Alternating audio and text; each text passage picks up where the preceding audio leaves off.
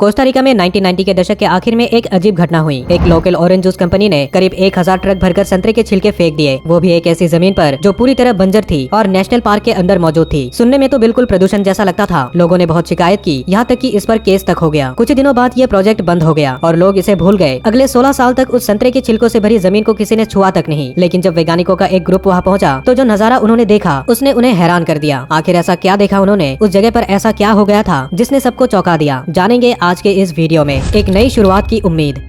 उस जमीन की कहानी बहुत पुरानी है। उत्तर पश्चिमी कोस्टारिका में एक जगह है, एरिया डी कंजर्वेशन गुआनाकास्टे। ये नेशनल पार्क अपनी अलग अलग तरह की जानवरों और पौधों की दुनिया के लिए मशहूर है, लेकिन उस समय इसका हर हिस्सा इतना हरा भरा और शानदार नहीं था। बहुत साल पहले पार्क की जमीनों को मवेशियों के लिए चरगाह बना दिया गया था, लेकिन ज्यादा चराई की वजह से घास खत्म होने लगी, मिट्टी की ताकत भी घट गई और पेड़ पौधे धीरे धीरे गायब हो गए। आखिर में बस सूखी और सख्त जमीन बची, जहाँ लगभग कुछ भी नहीं उग पाता था। ऐसी बंजर जमीन पर फिर से जंगल खड़ा करना बहुत ही महंगा था, सालों लग जाते और बड़े स्तर पर यह लगभग नामुमकिन जैसा काम था। लेकिन इसी हालात के बीच एक उम्मीद भी थी। दो मशहूर इकोलॉजिस्ट यहाँ पहुँचे, डैनियल जेनसेन और विनी हॉलवाक्स, जो यूनिवर्सिटी ऑफ पेंसिल्वेनिया से जुड़े एक दंपति थे। इस जोड़े ने कई सालों तक कोस्टारिका के कंजर्वेशन प्रोजेक्ट्स को गाइड करने में लगाए थे और उस नेशनल पार्क को फिर से हरा भरा बनाने में दिलचस्पी रखते थे। लेकिन उन्हें यह भी पता था कि अगर ये काम लंबे समय तक चलाना है तो इसके लिए कम खर्च वाले हल ढूंढने होंगे। और फिर मौका खुद चलकर उनके पास आ गया। पार्क से थोड़ी दूर एक नई ऑरेंज जूस कंपनी डेल ओरो काम शुरू कर चुकी थी। और जैसा कि हम जानते हैं, ऑरेंज जूस बनाने में ढेर सारा कचरा निकलता है। हर दिन कंपनी हजारों संतरे प्रोसेस करती थी, जिससे छिलके के ढेर बच जाते थे। अब कंपनी को अपनी इस कचरे से छुटकारा पाने का कोई आसान तरीका चाहिए था। तभी जेनसेन और हॉलवाक के दिमाग में एक आइडिया आया, क्यों ना इस कचरे का इस्तेमाल जमीन को फिर से ठीक करने के लिए किया जाए। लेकिन यह आइडिया बन गया एक बड़ी मुसीबत।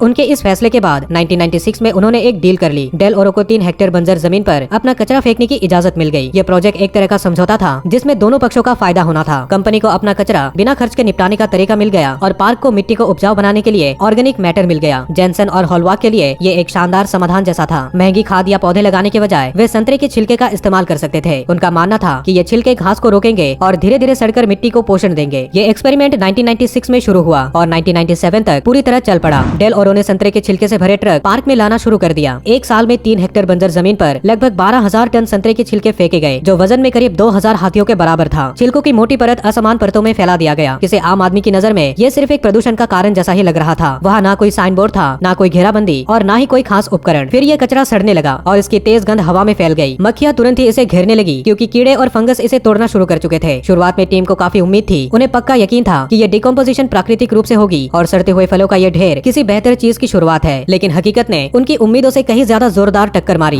कागज पर यह आइडिया बिल्कुल सही लगता था, लेकिन असल में इसे कर पाना बहुत बड़ी चुनौती साबित होने वाला था। आस पड़ोस के किसान और शहर वाले इस बदबू और गंदगी से काफी परेशान थे। कुछ लोग कह रहे थे कि ये तो साफ साफ प्रदूषण है। कई लोग डर रहे थे कि इससे